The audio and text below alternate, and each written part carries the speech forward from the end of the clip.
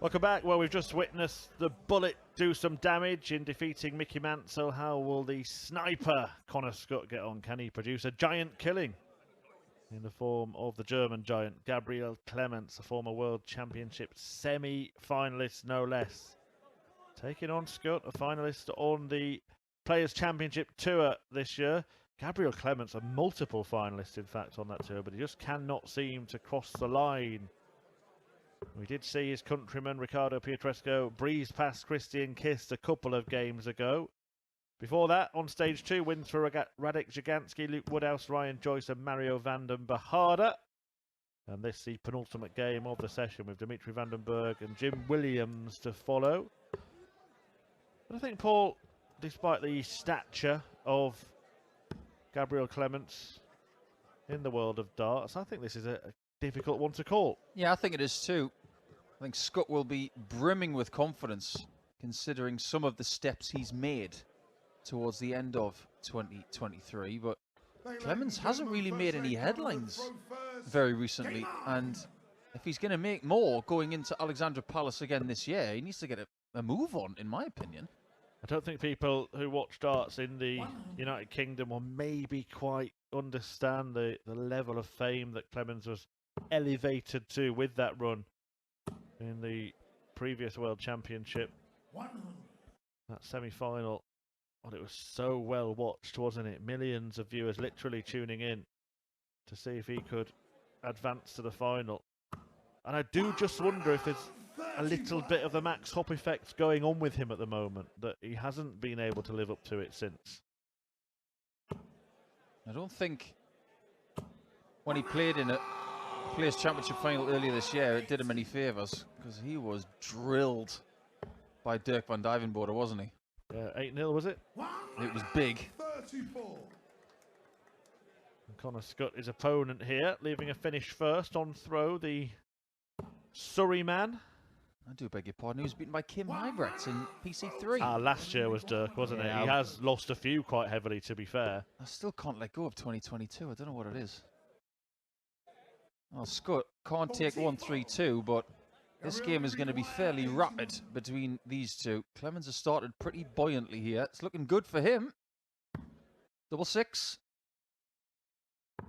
He finds himself next to the trapdoor.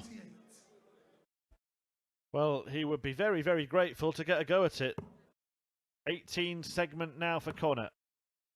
7-7. Both leave themselves in dodgy darting territory. 6 and 7 on the scoreboard.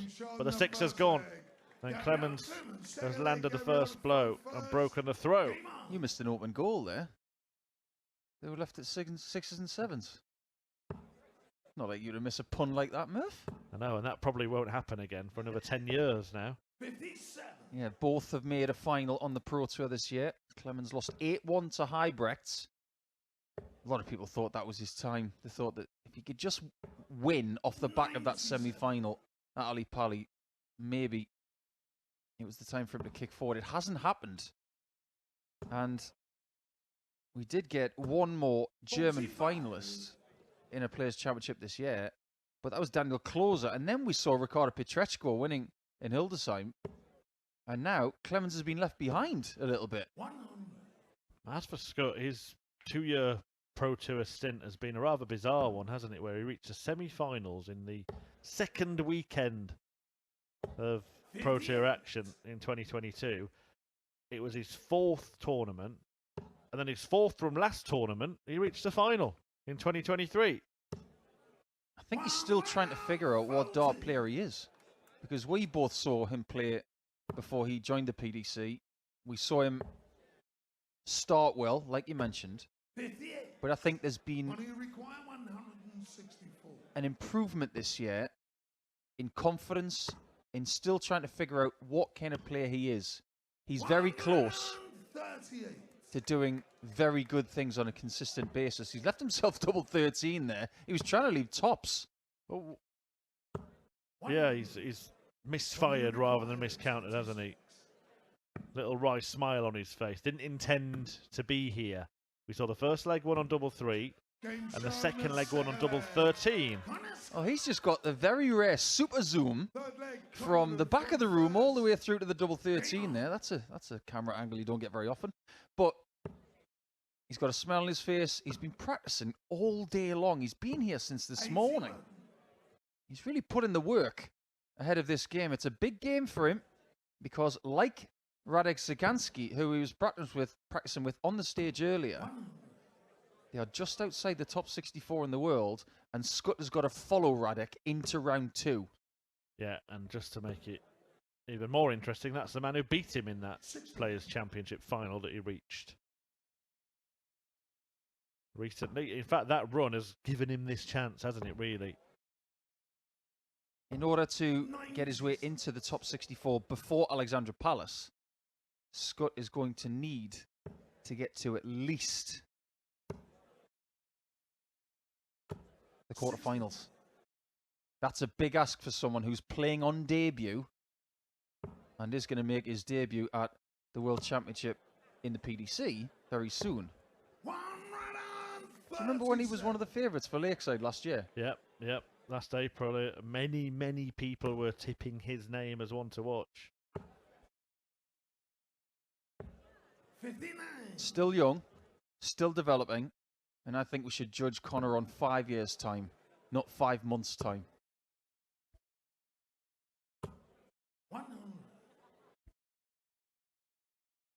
think we can judge Clemens now. He's got enough experience. He's been on the PDC circuit for best part of 6 years. Well, 68 here to wrestle back the lead. 56. Missed a big number and denied himself a double. 36. Connor, you require 101. Connor's got a lot of different routes in his brain. He's going to go double-double here. Look at the 19s. That's typically Scutt. He loves to leave 2 double 19s. No harm done in the end for Gabriel Clemens, who's broken throw twice in this match now. Can he back it up? How much pressure do you think he's going to be under come North London? Because people will expect him to do it again. He might do it again. Look at what Nathan Aspinall did. He got to the semi-finals for the first time and backed it up with another semi-final the following year. Yeah, true. It'll be interesting. Often draw dependent. Really did go for a while under the radar while the German fans all got excited at the prospect of maybe him going even further. Imagine if he did that. Are you having a game of how many people in Germany can we get to watch the final? It may be mandated. Everybody has to watch it.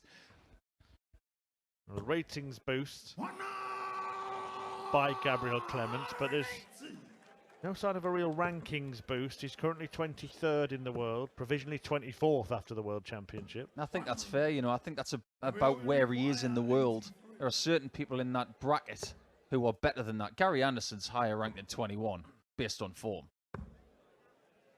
Ryan Searle, for me, is better than 19. But Clemens around 23, 24 makes sense to me.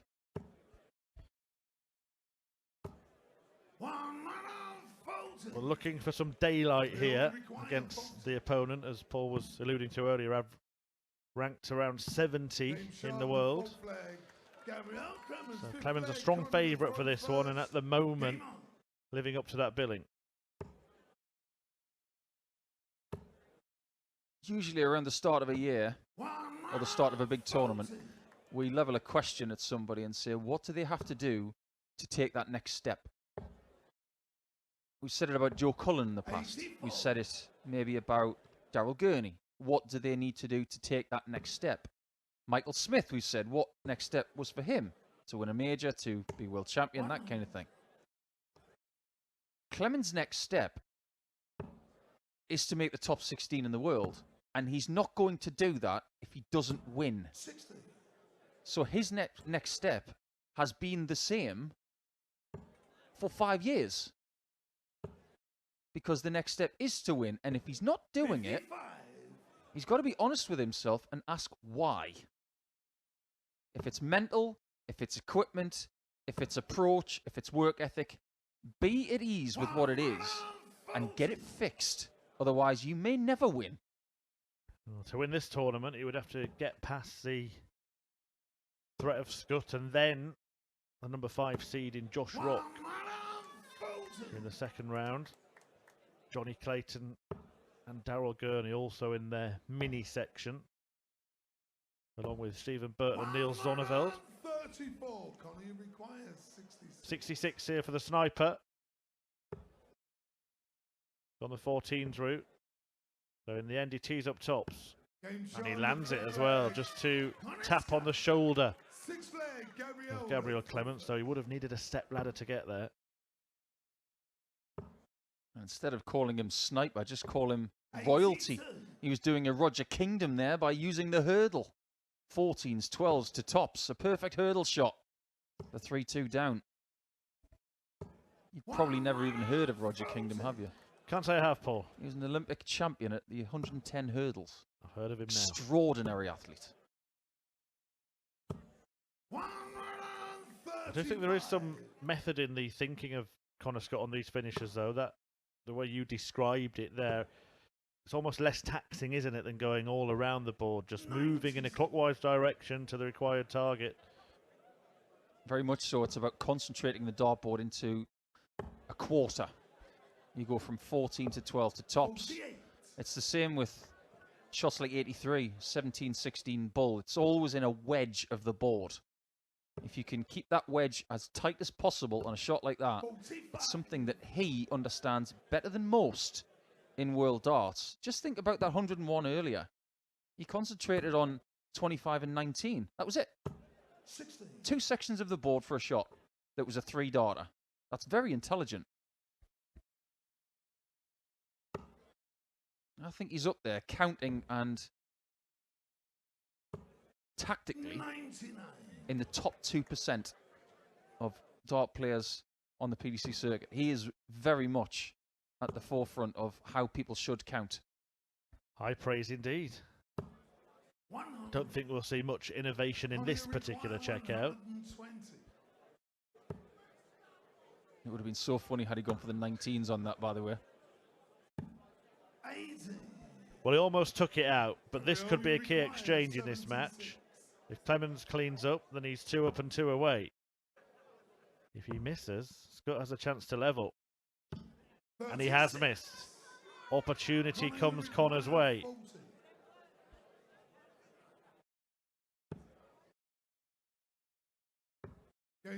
Opportunity knocks, and he answers the door.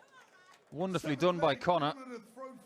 Brimming with confidence in this game. He is not fazed by the German giant at all.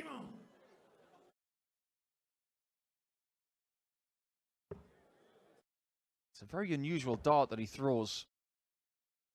It's very much similar to an old Whitlock dart that is tapered but has a definitive gap towards the top third of it where the thumb and forefinger are placed, and they are never in doubt as far as placement is concerned.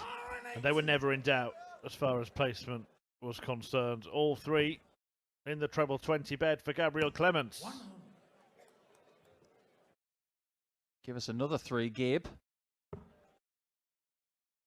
Even he's gone to moulded flights recently. He's using a translucent, very flexible type of the moulded stems and flights, and he wasn't using them the whole season. Is that something that you give any sort of 57. support to, using see-through flights, or you see Connor Scutt using white flights actually stand out more on the dartboard? From a personal standpoint, I can't stand translucent equipment because I want to see what's in there. I want to be able to use it to my benefit. But some people like the stealth effect. If you look at the colour of the barrels of Clemens, they're a gunmetal grey. They're not shiny tungsten. They're dull because he doesn't want them to glisten in the board. He wants them to have that stealth effect. He wants the treble 20 and the other segments to feel like they're still whole. They're still almost transparent themselves. He doesn't want them to have something in the way. It may seem odd, but everybody's got preference. And obviously Connor wants to be able to see his flights. That's why he's got white ones. Great dart for double 16. A clinical kill by Gabriel Clemens. Just keeps getting that break. Whenever Connor Scutt gets back into the match, Clemens takes control again.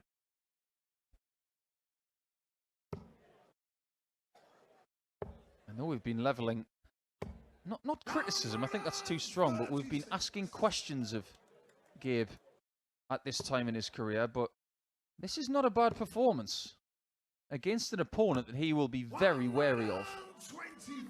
Well, we've just had one of the in-form players in World Darts, Stephen Bunting, on this stage. On the other stage, another in-form player right now, James Wade.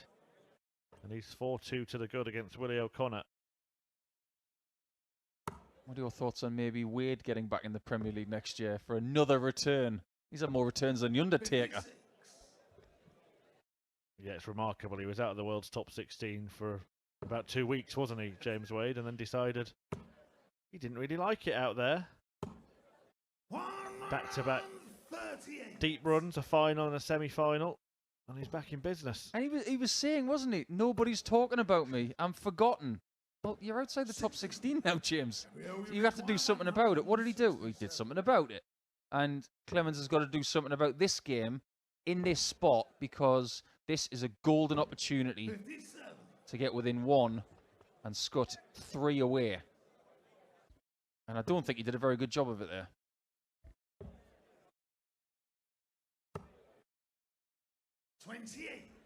Connor Scutt just starting to lose a bit of belief, maybe. The grin has disappeared from his face, hasn't it? It's all heavy weather now for Scutt. And Gabriel Clemens would be well advised to take advantage as quickly as possible. Yeah, this is a good, efficient job here. Don't stay there. That second dart was precarious. But his position in this tournament is also precarious, because he should be 5-3 down. And that's exactly the case. Gabriel Clemens, 9th leg, Connor to throw first. Game on. Clemens closing in. A reminder, following this, we're going to see Dimitri van den Berg take on Jim Williams. That will be the last match of our stage 2 coverage for the afternoon before we return at 7 this evening. You know, you've just given me a bit of a flashback by saying Clemens closing in. For some reason, all I heard there was Martin Tyler talking about Stan Collymore. And all of a sudden, it was the mid-90s again. Back in a time where German darts was in the wilderness. Nobody really talked about German dart players back in the 90s. But, oh, how things can change. Well, it's dart's second home now, isn't it, Germany? The European tour has got a stronghold there. The Beer Keller style of a darting audience really suits the entertainment that audiences over there enjoy, and not just over there, they come to the World Championship in great number. Don't they just? Really looking forward to Kiel again next year. What a place that is. Great for darts. North of Hamburg by about an hour. Wonderful place. But now Clemens is 3 darts away from the next round. Make that 2 visits away, if indeed he is given visit 2. He's done his job. He's left a match dart. It's up to Scutt to stop him. The bullseye is all he's got, and he can't get it. So Clemens to put the gloss on what's been a rather shiny display. A 6-3 success for the German giant, who takes his first step here at the Players' Championship Finals. A good performance from Clemens, an average of 95.52. Scutt didn't disgrace himself either. He was around the 91 mark in that game, but every time he got a break back, it was surrendered. And Clemens just maintained control of the contest throughout. He moves through to the second round. The German giant, a very, very good start. He'll take on Josh Rock tomorrow, but today Coming next here on stage 2, the last match of the afternoon session, Dimitri Vandenberg meets Jim Williams.